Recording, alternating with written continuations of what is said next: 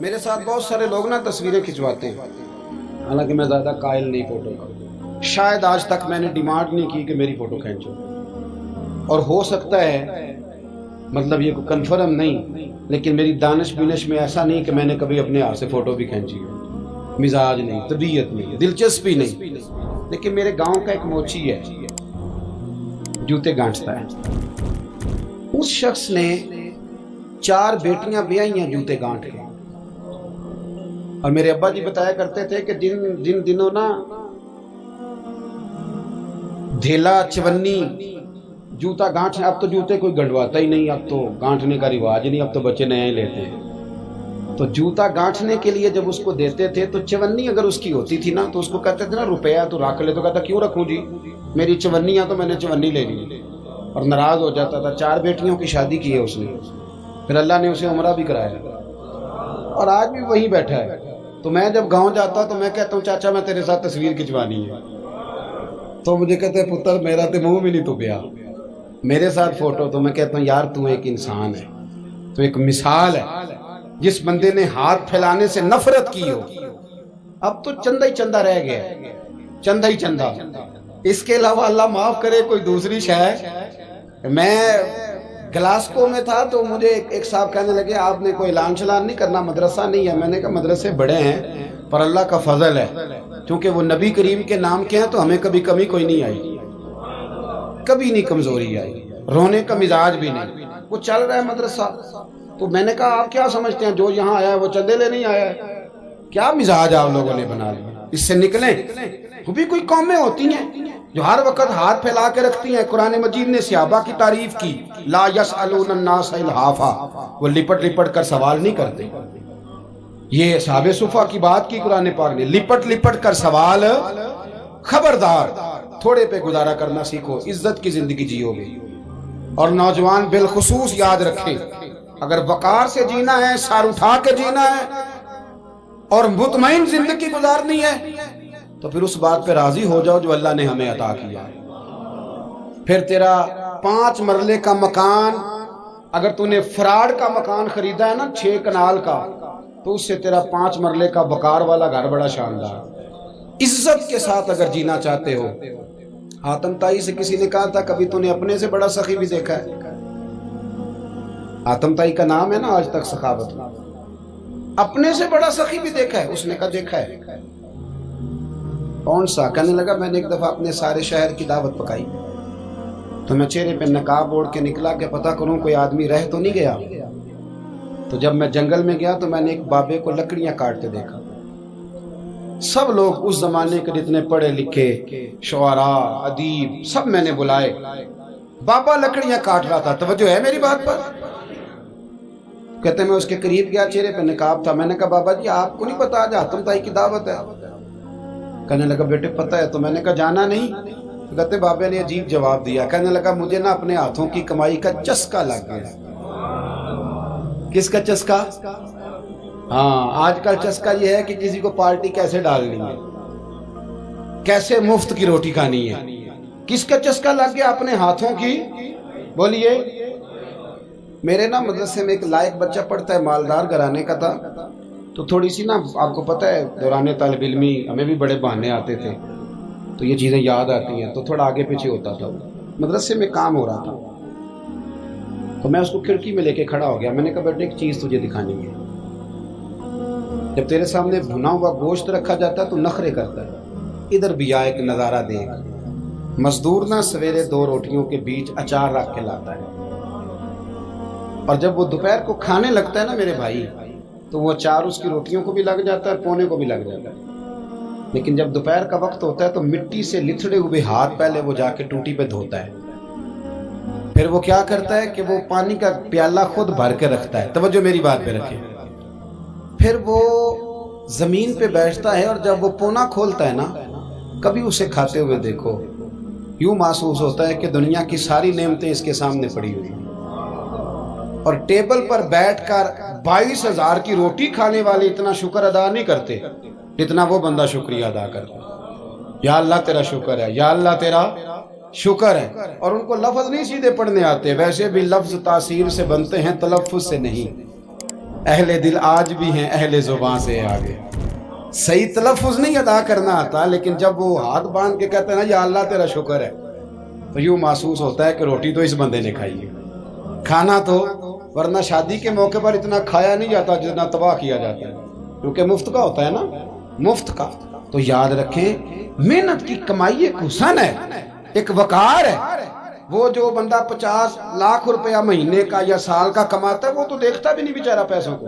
وہ بینک میں آئے اور بینک سے ہی ساری زندگی اپنی دولت دیکھ سکتا، لیکن جو 600 روپیہ دیہاڑی لیتا ہے نا، اس کو جب شام کو ملتی ہے تو 3 دفعہ ہاتھ صاف کرتا ہے اور 3 دفعہ بسم اللہ شریف پڑھتا ہے اور پھر وہ جیب میں ڈالتا ہے. پھر وہ حساب کرتا ہے کہ 50 کہاں لگانے ہیں، 60 کہاں.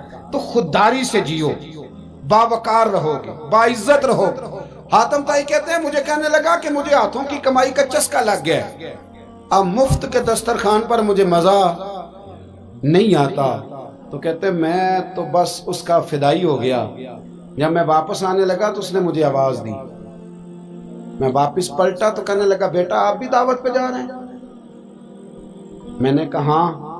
تو اس نے مجھے 5 دینار نکال کے دیے. کہنے لگا یہ لے جاؤ، حاتم طائی کو نہ دینا، وہاں جو آدمی لنگر پکا رہا نا اسے دے دینا. یار بڑے بڑے لوگوں نے روٹی کھانی ہے، چلو میرا بھی حصہ پڑ جائے گا. تو حاتم طائی کہتے ہیں میں گھوڑے سے گر گیا، چہرے سے کپڑا اٹھایا اور میں نے کہا بابا میرے سینے سے لگ، میں تو امیر ہو کے سخی ہوں نا، تو غریب ہو کے بڑا سخی ہے. آج سمجھ آئی ہے تیری سخاوت کی. پڑھیے نا حدیث پاک. حضرت انس بن مالک کہتے ہیں ایک شخص نے آ کے کہا یا رسول اللہ کچھ دیجئے. حضور مجھے کچھ بولیے. اور میرے محبوب کا دروازہ وہ ہے کہ جہاں سے کبھی کوئی خالی گیا ہی نہیں. حضور کچھ دیجئے. تو نبی کریم علیہ السلام نے آج الگ بات کر دی، فرمایا تیرے پاس کچھ بھی نہیں؟ اس نے کہا حضور میرے گھر میں ایک پیالہ ہے اور ایک کمبل ہے اوڑھنے کا. اتنا غریب کو بندہ اس وقت بیٹھے محفل میں جس کے گھر میں ایک ہی پیالہ ہو. جو چپ ہے ان کے بارے میں کیا نظریہ اختیار کرو. کوئی ایسا غریب جس کے گھر میں ایک ہی پیالہ ہو، صرف ایک ہی کمبل ہو. لیکن یہاں بیٹھے میرے سمیت ہر تیسرے بندے کو آپ پوچھ لیں کہ حالات کیا ہیں تو کہے گا دعا کرو. بڑی مشکل ہے. اتنا غریب کوئی بندہ موجود ہے، لیکن آپ کسی کو پوچھ لیں وہ کہے گا جی بس دعا کریں. کوئی ایسا پیر مل جائے جو مجھے اللہ دین کا چراغ دے دے تاکہ نوٹ کسی طریقے آ جائے. اور وہ نعت خاں جو کہتا ہے کہ کون دیتا ہے دینے کو منہ چاہیے، دینے والا ہے سچا، وہ بھی کہتا ہے پہلے 25,000 دو. کوئی تو سٹیج پہ تو کہہ رہا تھا حضور دیتے ہیں، اور یہاں جب تک تیرے اکاؤنٹ میں نہ جائیں تیرا کام ہی نہیں چلتا. عجیب تماشا ہے نا. ایک صاحب نے بڑی دور سے مجھے فون کیا، کہنے لگے ٹائم دے دیں. میں نے کہا جی میں آ جاؤں گا، فارغ ہوتا ہوں تو آ جایا کرتا ہوں، مسئلہ نہیں ہے، ہم اتنے بڑے لوگ ہی نہیں، آ جائیں گے. کہنے لگا جی آپ بتائیں مطلب اکاؤنٹ نمبر دے دیں.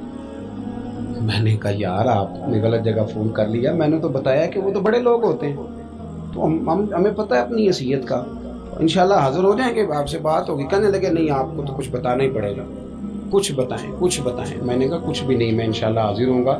اللہ نے مجھے توفیق دی ہے، میں شام کو بڑی زبردست کھانا اپنے بچوں میں اچھا بیٹھ کے کھاتا ہوں. ایک گاڑی ہے جس پہ سفر کرتا ہوں، اگرچہ مکان میرا 2 کمروں کا ہے، پر کبھی اللہ تعالیٰ نے میرے دل میں یہ تمنا پیدا نہیں کی کہ کوئی بہت بڑا ہو تو گزارا صحیح ہو. میں بڑی اطمینان بخش زندگی گزارتا ہوں، تو میں آ جاؤں گا. کہنے لگے نہیں تہاڈی مہربانی کچھ دسو. میں کہا 3 کروڑ روپیہ دے چل. کتنا جی؟ اللہ جانتا ہے ہنسانے کے لیے بات نہیں کر رہا، اور مسجد میں اونچا ہنسے بھی نہ. کتنے دیں؟ جی یہ تو آپ نے کیا کہہ دیا. میں نے کہا یار اگر میں نے اپنے لفظ ہی بیچنے ہیں تو اب میں 25-40 ہزار میں بک جاؤں.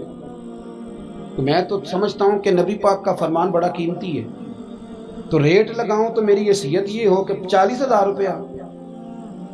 اگر میں نے بکنا ہی ہے تو کوئی ریٹ تو لوں نا. اور ویسے بھی میں تو سمجھتا ہوں کہ میں بڑا انمول ہوں، اس لیے کہ میں رسول اللہ کے دین کا نوکر ہوں. اور یہ غلطی ان کی نہیں جو بیچتے ہیں، غلطی ان کی ہے جو خریدتے ہیں. آپ لوگوں نے مارکیٹیں بنائی ہیں، آپ مارکیٹیں نہ بناتے تو کبھی مارکیٹوں میں اس طرح کی چیزیں بکنے کہ ہم نے ظلم کیا ہے، ہم نے زیادتی کی ہے، ہم نے یہ ماحول بنایا ہے. بہرحال بات دور نہ نکل جائے، واپس آتا ہوں. نبی کریم صلی اللہ علیہ وسلم نے فرمایا تیرے پاس کچھ نہیں، ایک کمبل ہے اور ایک. حضور نے فرمایا لے کے آ. یہ سرکار کا فرمان سیاستہ سے عرض کر رہا ہوں. اگرچہ امام جلال الدین سیوطی نے تفسیر در منصور میں تفصیل کے ساتھ اس روایت کو کئی طرق سے بیان کہا. ایک کمبل، یارو سوچو، ایک کمبل جس بندے کے پاس ہو، ایک پیالہ، اس سے بھی کوئی غریب ہوگا. حضور نے منگا لیا اور بولی لگا دی، کون خریدے گا؟ ایک شخص نے کہا 1 دینار، ایک نے کہا 2. حضور نے 2 دینار میں بیچ دیا. وہ بولا نہیں کہ حضور 2 ہی تو چیزیں تھی، وہ بھی بیچ دی آپ نے. اللہ کے رسول نے فرمایا 1 دینار کا کھانا لے جاؤ اور 1 دینار کا کلاڑا خرید کے لاؤ. وہ لائے. حضرت انس کہتے ہیں بندہ بڑے نصیبوں والا تھا.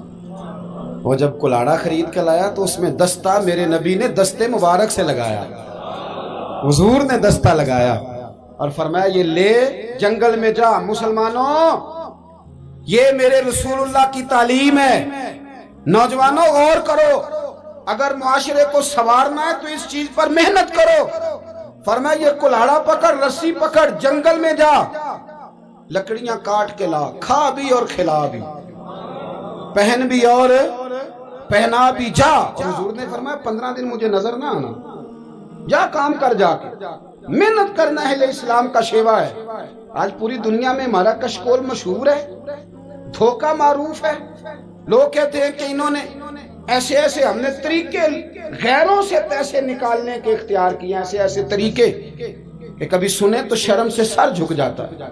یہ معیار ہوتا ہے اعلیٰ قوموں کا کہ وہ چندوں پہ زندگی گزاریں، وہ مانگ کر کے کھائیں. یہ معیار ہوتا ہے. کسی کونے پہ بریک لگتی ہے تو آپ دیکھیں مانگنے والے کتنے زور و شور سے آتے ہیں. خدا را محنت کی عادت. وہ صحابی چلے گئے، 15 دن کے بعد آئے. یہ لفظ امام سیوطی نے لکھے. 15 دنوں کے بعد آئے تو حضور نے فرمایا تیرا حال کیا ہے؟ حضرت انس کہتے ہیں مجھے بھی تجسس تھا کہ پتہ تو چلے. تو وہ مسکرائے، عرض کرنے لگے یا رسول اللہ پہلے 1 پیالہ تھا، اب سارے گھر کے برتن بن گئے. یا رسول اللہ برکت آپ کی ہے، پہلے 1 کمبل تھا، اب سارے گھر کے بستر بن گئے. اور امام سیوطی کہتے ہیں انہوں نے جیب میں ہاتھ ڈالا تو 10 دینار نکالے. عرض کی حضور رکھ لے، میں اصحاب صفا کے لنگر میں حصہ ڈالنے آیا ہوں، یہ قبول کر لے مجھ سے. مہربانی فرمائیں، مہربانی، خودداری سے جیے اور تھوڑے پہ گزارا کریں.